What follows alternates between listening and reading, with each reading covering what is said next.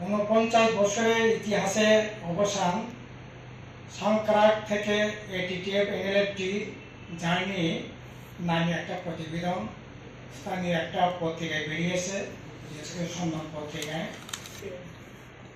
এবং এখানে যেটা উল্লেখ করা হয়েছে যে জনশিক্ষা গণমুক্তি পরিষদ নাকি বাঙালি খেদা আন্দোলন অন্যান্য রক্ত জড়িয়েছে, বাঙালি খেদা আন্দোলন করে রাজ্যের সম্প্রীতি নষ্ট করেছে।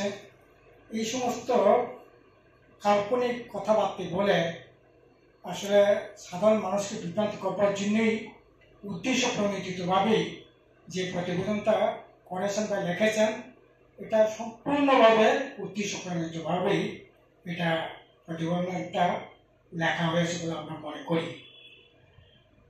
আসলে জনশিক্ষা সমিতির